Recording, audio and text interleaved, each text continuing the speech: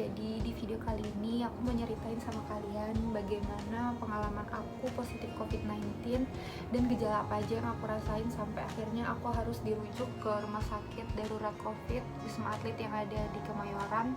Pokoknya aku akan ceritain sama kalian sedetail mungkin obat-obatan apa yang aku dapat, kamarnya tuh bagaimana, terus makannya gimana, dan semuanya akan aku ceritain sedetail mungkin di video ini.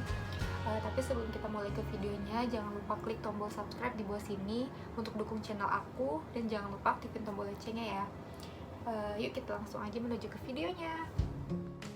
Nah ini dia guys, Wisma Atlet yang pada tahun 2018 tempat ini tuh dipakai untuk nginepnya para atlet. Tapi semenjak sekarang ini dialihfungsikan menjadi rumah sakit darurat COVID-19 dan lokasinya itu ada di Kemayoran.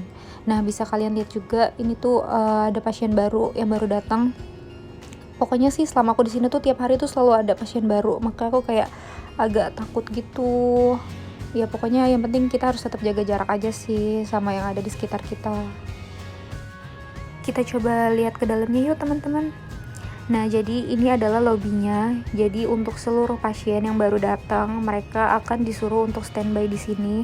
Jadi kita akan nunggu panggilan nama kita dari tenaga medisnya untuk kita dapat di kamar berapa, di lantai berapa gitu.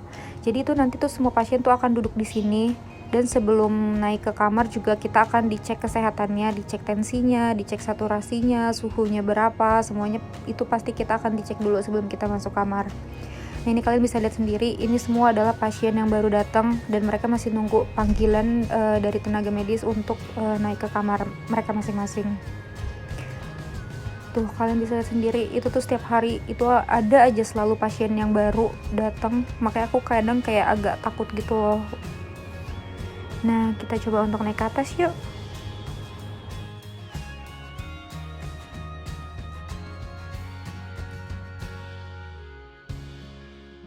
Nah untuk teman-teman semua, jadi ini tuh kita udah sampai di lantai kamar aku. Jadi aku tuh dapat di lantai 14 di tower 5. Nah untuk teman-teman semua yang penasaran kamarnya itu kayak gimana, langsung aja ikutin aku yuk. Nah pas kita masuk ke dalam kamar itu kita langsung ketemu sama living room, terus kayak ada mejanya juga, dan ternyata ada wifi-nya dong. Ya ampun, seneng banget. Nah untuk posisi kamar mandinya itu ada di sini guys. Nah jadi ini adalah tempat kita untuk jemur-jemur pakaian gitu guys. Dan yang paling penting juga kamar mandinya itu ada water heaternya dong. Ya ampun. Jadi ini adalah kamar mandinya, dan menurut aku untuk kamar mandinya sendiri sih ya lumayan lah. Tapi untuk lantainya itu nggak terlalu bersih, jadi aku kayak prepare bawa sendal jepit sendiri. Jadi setiap mau masuk kamar mandi aku pakai sendal itu karena suka ada air yang menggenang gitu loh di kamar mandinya. Dan untuk setiap kamar mandinya itu ada water heaternya guys. Jadi di saat badan kalian masih pada sakit-sakit dan kepingin mandi, ya udah jadi bisa dibantu dengan mandi air hangat daripada kalian nggak mandi-mandi kan. Nah langsung aja yuk kita lihat ke dalam kamar aku selama di sini tuh kayak gimana. Jadi kamarnya itu bener-bener dipisah sama pasien lain, dan yang ini adalah kamar pasien lain, dan yang ini kamar aku. Nah untuk kamarnya sendiri juga ukurannya itu nggak terlalu besar ya menurut aku. Langsung ada kasur kayak ukuran 120 sama nakas kecil gitu. Ada jendelanya juga untuk sirkulasi udara. Nah untuk setiap kamarnya juga ada AC-nya guys. Tapi saranku lebih baik kalian bawa selimut sendiri sih dari rumah, walaupun di sini udah disediain. Nah di samping tempat tidur itu ada lemari baju yang kayak gini untuk kita naruh baju-baju kita. Terus juga di dalam lemarinya itu udah disekat untuk kita naruh barang-barang kita. Dan saran aku untuk yang bawa barang-barang berharga kayak laptop atau yang lain-lain itu bisa ditaruh di lemari ini karena ada kuncinya. Karena kan setiap kamar itu nggak ada kuncinya, jadi kalau kita keluar ya udah kita nggak bisa kunci karena setiap hari kan selalu ada tenaga medis yang masuk untuk ngecek kesehatan kita. Jadi lebih baik barangnya bisa ditaruh di lemari ini. Nah ini adalah view dari kamar aku selama aku isolasi di sini. Jadi 2 lantai di bawah dari kamar aku itu ada di lantai 12 ada tempat jogging track kayak gini. Jadi setiap pagi atau sore itu banyak banget yang olahraga di sini. Nah aku mau ngajak kalian turun ke bawah yuk untuk ngeliat jelasnya itu kayak gimana. Nah, jadi ini aku udah sampai di lantai 12. Ya udah langsung aja yuk kita intip jogging tracknya kayak gimana dan seluas apa.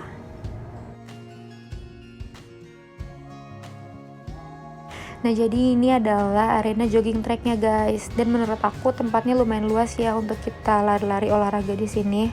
Apalagi kalau sore-sore duduk-duduk di sini juga enak banget karena kita kayak kena angin sepoi-sepoi gitu. Jadi kalau bosen di kamar ya udah duduk aja di sini. Terus juga ini adalah view yang kelihatan dari lantai 12. Nah, kalau sore-sore juga di bawah situ tuh banyak banget yang kayak pada jalan-jalan sore atau sekedar duduk-duduk. Mungkin ya mereka bosen ya di kamar jadi pada ke bawah deh. Terus juga di bundaran itu tuh banyak banget yang kadang tuh suka pada main bola atau senam juga di situ. Nah, nanti aku akan ajak kalian turun ke bawah untuk ngeliat gimana sih kegiatan di bawah.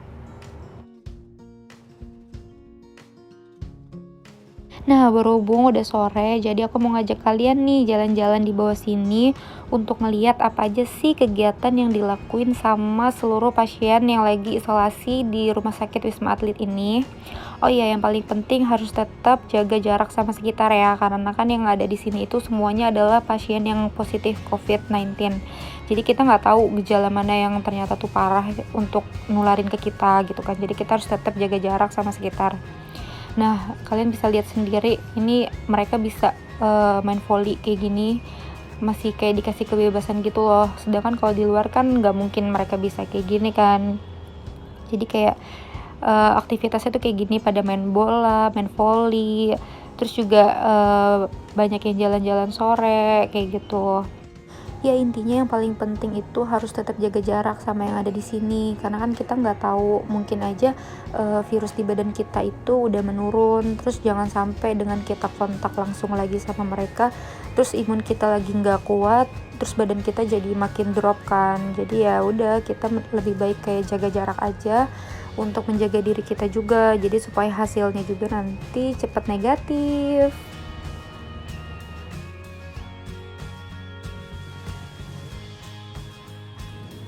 Nah, teman-teman semua, jadi kayak yang aku udah bilang tadi, setiap sore di sini itu juga ada senam kayak gini. Terus juga di depan sana udah ada instrukturnya untuk ngarahin gerakan-gerakan kita.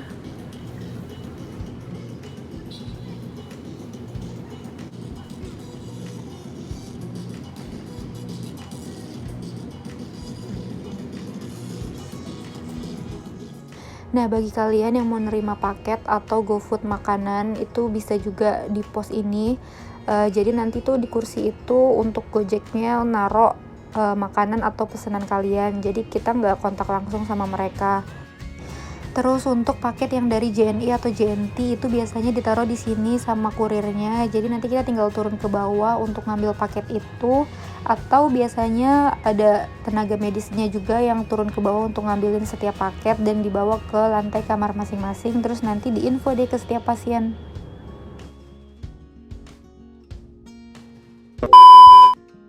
Nah, ini adalah dispenser yang ada di setiap lantai. Jadi kita juga kayak disediain minuman gitu. Cuman aku tetap parno, jadi aku bawa minum sendiri. Dan untuk makannya sendiri itu di sini kita dapat 1 hari 3 kali makan, di pagi, siang, sama malam, dan udah dibungkusin per kotak-kotak kayak gini. Jadi steril ya, tanpa alat makan guys. Nah, jadi ini adalah obat-obatan selama aku isolasi di sini ya teman-teman. Sama ada beberapa obat-obatan yang disimpan di ruang perawat. Jadi nanti kalau udah waktunya minum obat akan diinfoin sama perawatnya. Terus juga ini ada 3 macam vitamin kayak gini yang dikasih untuk setiap pasien yang ada di sini. Nah, ini adalah sarapan pagi aku guys. Yuk kita lihat isinya apa aja. Nah, kita dapat 1 set alat makan plastik kayak gini sama tisu dan tusuk gigi. Terus dapat buah juga. Dan launya ini guys. Dan untuk setiap pagi kita juga dapat snack kayak gini yang isinya itu macam-macam. Ini aku dapat kayak bolu coklat gitu ya kalau nggak salah, kayak gini tuh. Terus juga kayak dapat apa sih namanya, kue cookies ya. Terus juga kayak dapat susu Ovaltine kayak gini.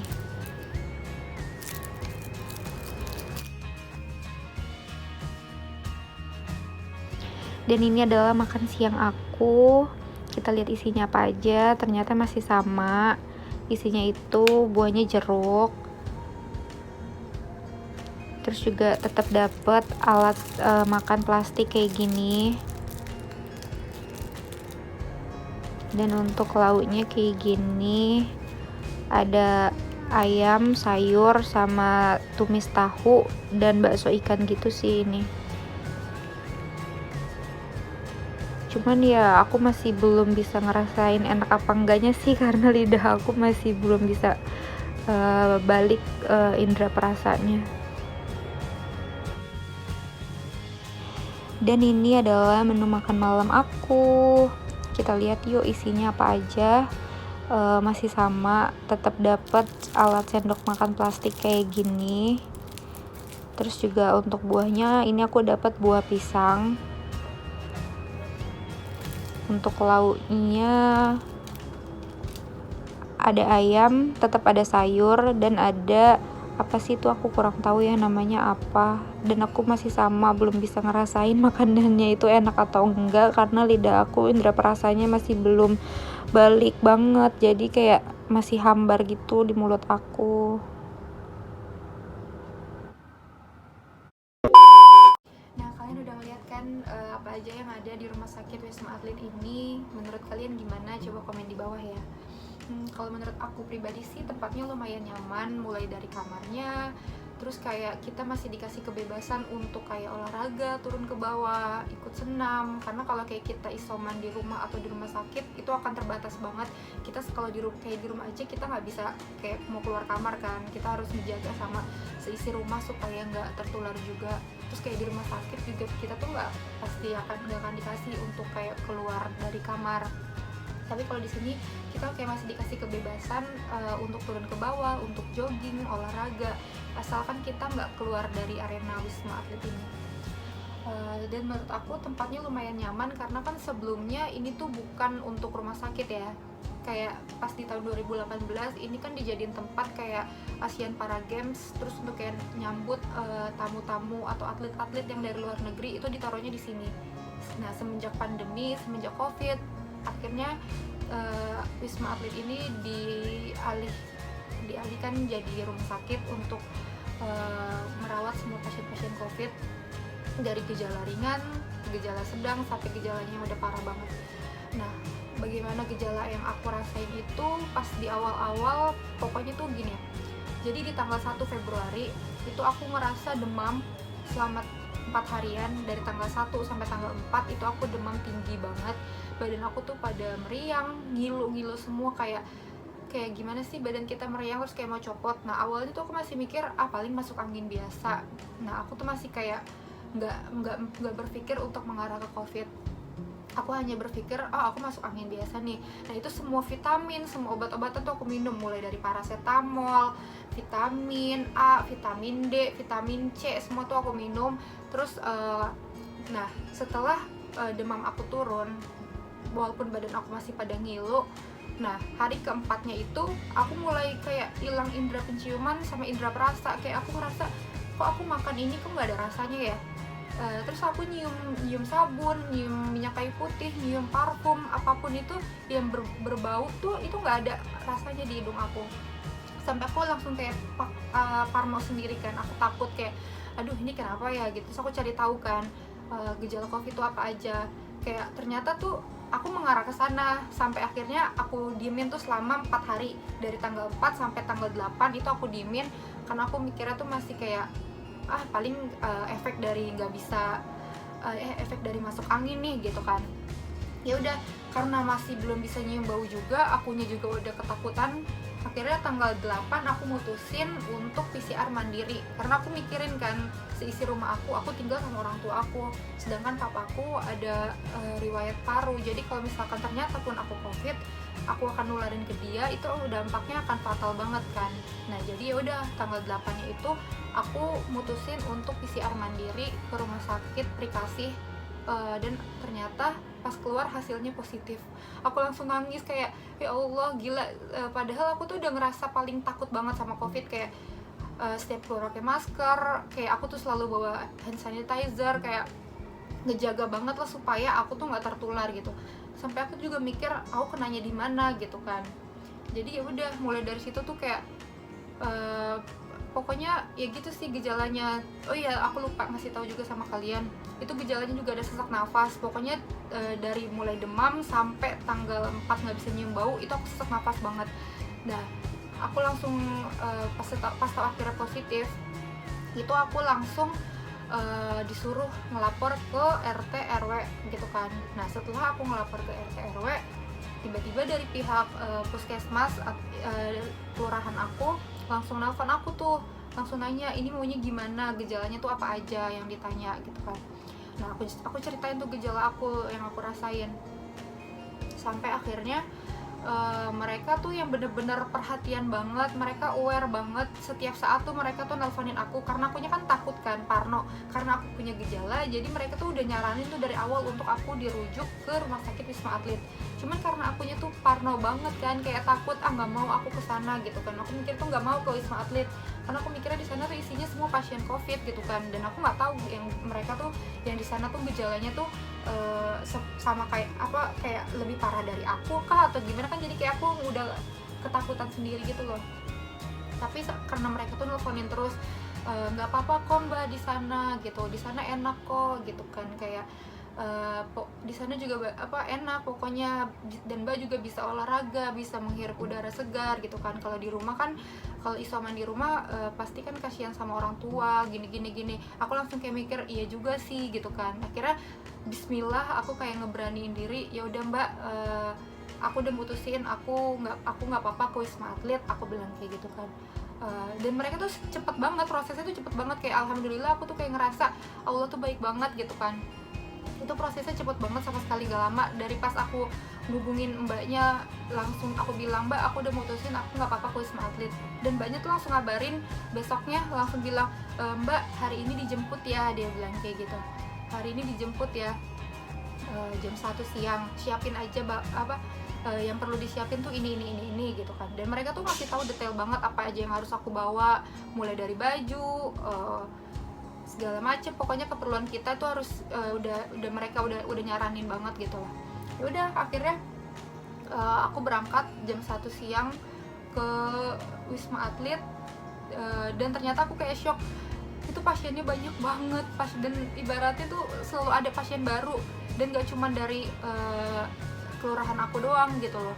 Kayak pas aku datang gak lama itu sorenya tuh ada lagi, itu nggak tahu udah kloter keberapa ya, kayak itu tuh banyak banget, berapa ambulan. Kayak ya ampun, kayak ya Allah, ternyata banyak banget pasiennya. Aku yang kayak udah parno sendiri ngelihat semua pasien itu gitu kan. Ya gitu sih pokoknya yang aku rasain. Intinya sih kayak mungkin aku juga ngerasa kayak badan aku ngerasa sih badan aku kuat gitu kan, karena pas dari awal aku ngerasa gejala itu tuh semua udah aku minumin, mulai dari vitamin, minyak kayu putih yang ditetesin di air hangat, itu sehari bisa 3 kali aku minum. Banyak banget yang nyaranin aku untuk kayak makan bawang putih mentah, walaupun aku tuh nggak suka banget sama baunya kan. Tapi aku nyoba beraniin diri karena aku pengen sembuh. Aku makan 1 siung bawang putih, itu bener-bener gak kuat sama aku. Kayak itu padahal udah dipotong kecil-kecil, tapi bener-bener gak kuat banget sama aku. Tapi tetap aku telan, dan aku bantu pakai air putih gitu kan. Jadi kayak minum obat aja, udah aku telan aja karena aku gak kuat ngunyahnya.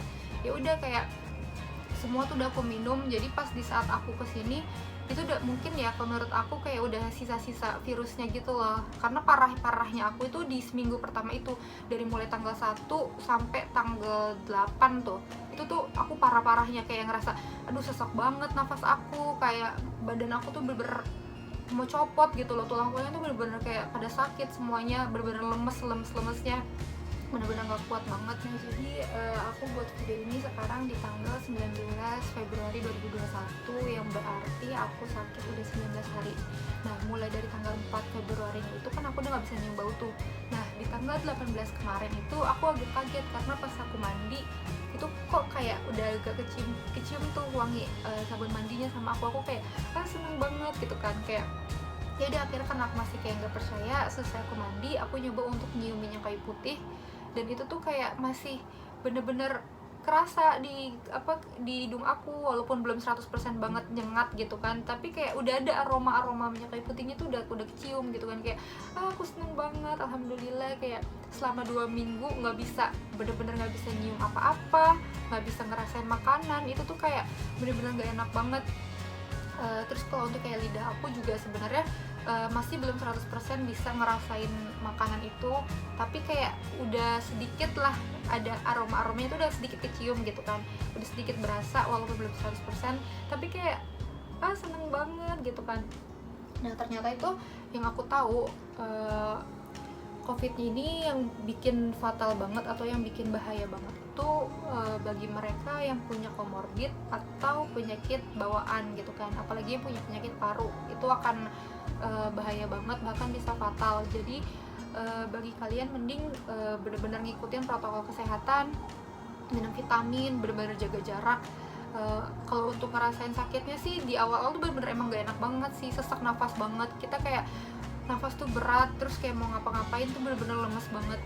Kayak ya udah, karena kan emang dia nyerangnya kan ke pernafasan kita, jadi nafas kita tuh bener-bener sesek banget sih. Kalau yang aku rasain tuh kemarin bener-bener gak kuat banget. Ya udah gitu aja deh video dari aku. Makasih buat kalian semua yang udah mau dengerin cerita aku, yang udah mau nonton video aku. Pokoknya sekali lagi aku ucapin makasih banyak. Dan aku mohon dukungannya sama kalian untuk subscribe channel aku, dan jangan lupa aktifin tombol loncengnya ya. Sampai jumpa di video aku selanjutnya. Bye bye.